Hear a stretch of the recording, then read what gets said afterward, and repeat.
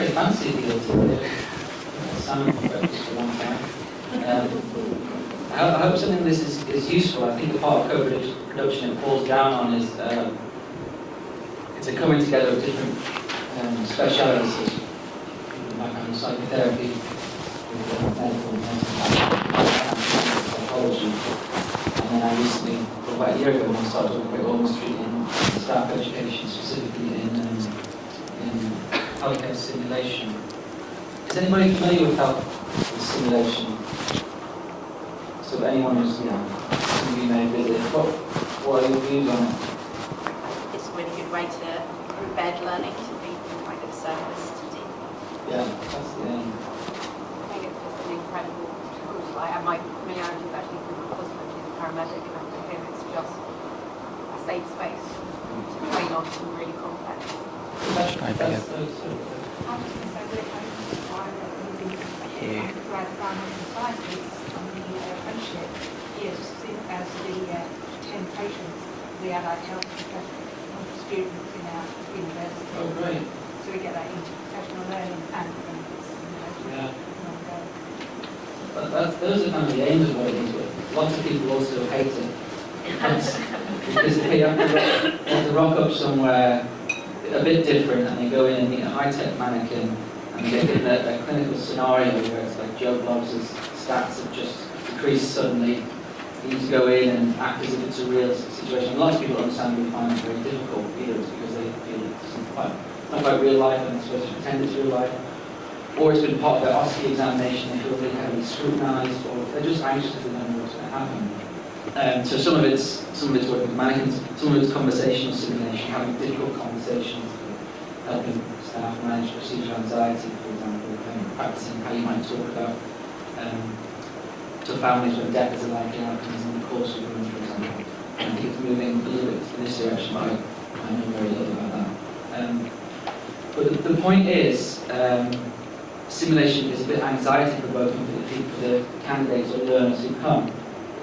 And what it involves is 3 stages usually. A pre-brief, where people all meet and they get told, these are the learning objectives for today. Today we're going to work on team working and the treatment of sepsis, for example. And then you'll also orientate people to the learning environment, where you'll be told, look, we know it's not real life, but there are lots of factors that are hopefully designed that you get some clinically useful learning, and you get people on board and make them realise it's quite a safe, secure setting. Then they go into the simulation itself, where something unexpected might happen and you have to work on their skills. And then afterwards is what's called a debrief, where you kind of reflect on what happened, what you did, slow it down, pick it apart, and that's where a lot of the learning takes place. So, coming from a clinical psychology background, I realised that there are similarities between people who come into therapy who often feel anxious, upset, very distressed, sometimes in quite a hellish place, many of whom don't want to be there even though they think they might get something useful from it. And people who come to an educational setting where they may have mixed feelings, maybe it's a course they have to sign up to, maybe they kind of want to get some learning from it, but they're also a bit terrified and nervous. And there are some concepts that have been around for a while in psychotherapy, because it's recognised that you're working with distress, that I thought would be useful for applicable to the simulation or education setting. So 2 of those in particular would be a therapeutic stance and the building of epistemic trust. So someone called Jenny Rudolph has already done a bit of work in simulation. She uses a phrase called a containing setting. So containing can mean a number of different things. In prison settings it means a very different thing, which has got negative connotations. But in parenting and psychotherapy, it means to be able to absorb the distress of originally it was using a mother or parent absorbing the baby's distress, metabolizing it, and making them feel understood, held, and secure. That's used in psychotherapy to mean that someone can bring all kinds of complicated feelings to the therapist through the setting and through their stance, take that in, make them feel validated and understood, and give it back to them in a palatable form.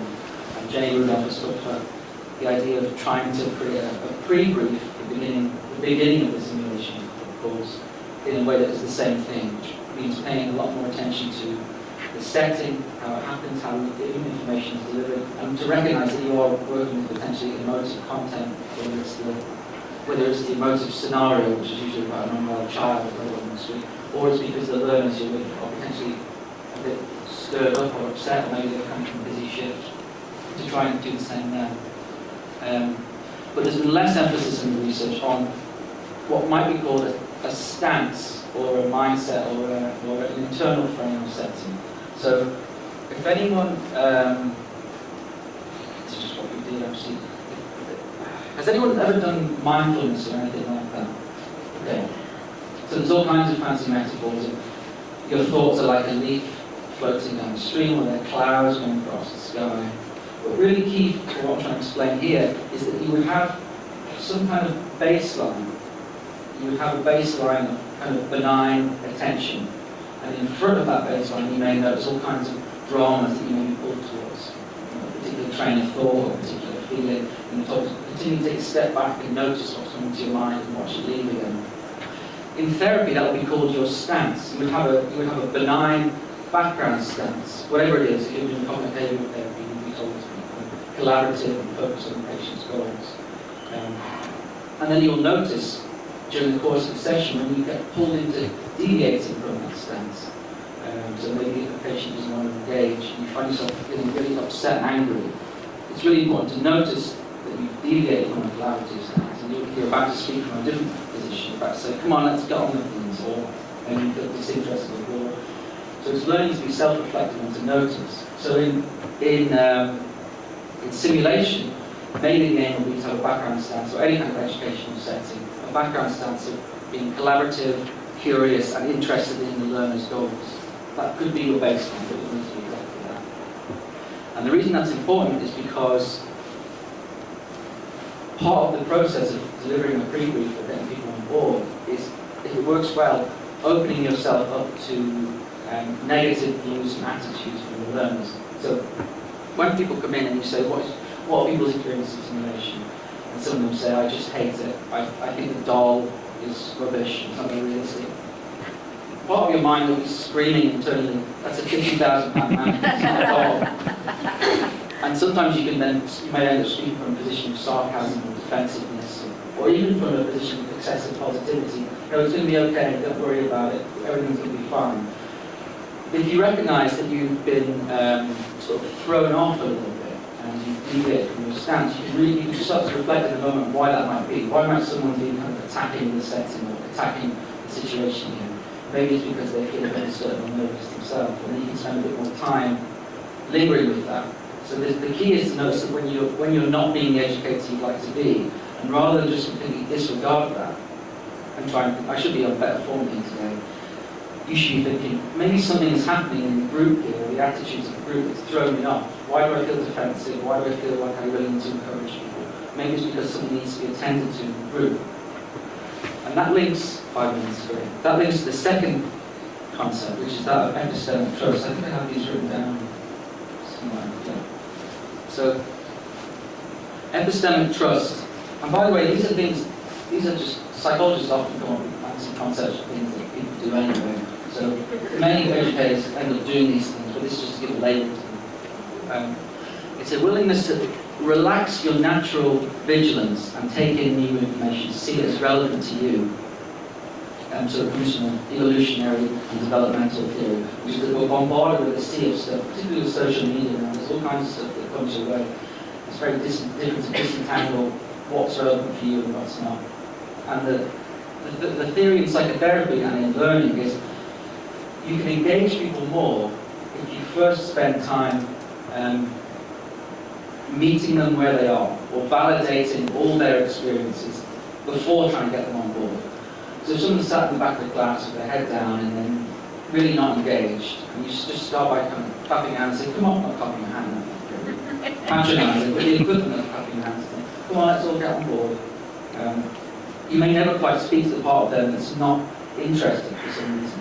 But if you're willing and able to spend a bit more time and genuinely be curious about why they're disengaged, and be comfortable with kind of awkward silences, maybe some negativity coming into the room, all of a sudden you learn more information. You may learn that the last time the person was in this room was for an examination, so they're terrified.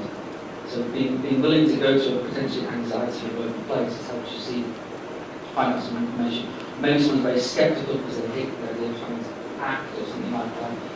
You can then bring that into the room and name it. And all of a sudden, you're not just speaking to the part of the person who wants to be there and do the learning, you're also speaking to the part of them who's a bit like a disinterested teenager. You engage that part of them by saying, it's okay to feel skeptical, right? I understand you feel anxious and nervous.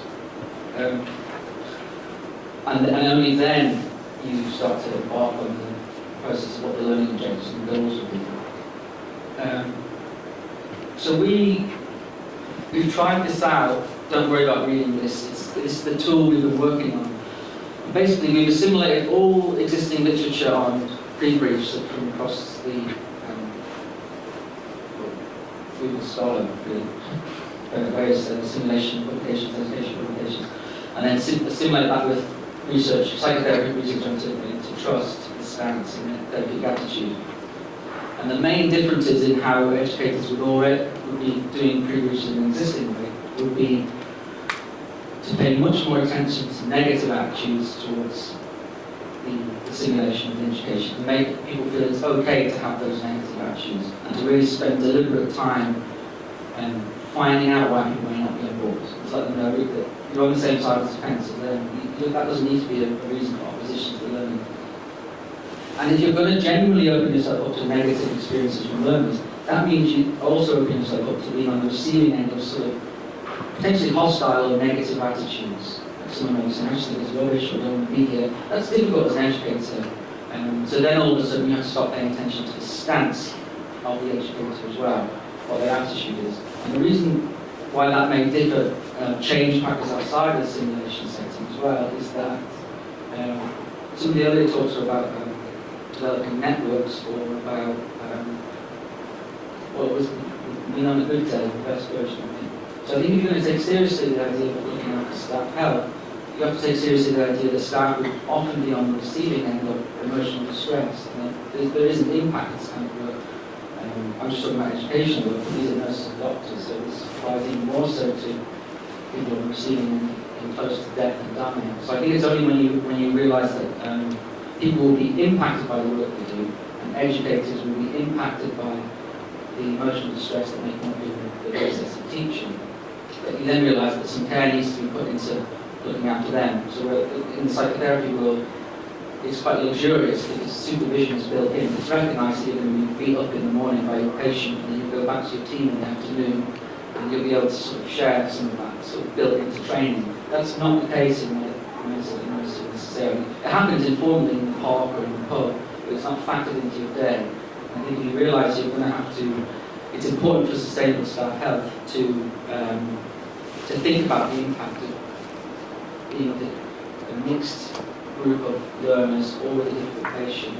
You then have to start thinking about how educators and staff can get ongoing supervision, and how well-being isn't something that they just do outside of their working hours. Supervision and support is built in to help them, to tie it back, if you remember I was talking about stance, to help them maintain that curious or benign stance that they're supposed to go into work with, or into the session. But you can't do that if you've been let dry and you're running around. I think that's about it. There's some next steps we're going to take into the London simulation to see if it's feasible and useful there. And try and get some hard data, because qualitative seems a bit waffly, I'd say, maybe particularly in health sciences. But thanks very much for listening. Don't hesitate to get in touch if any of it resonates or you have any reflections on it. Thanks very much.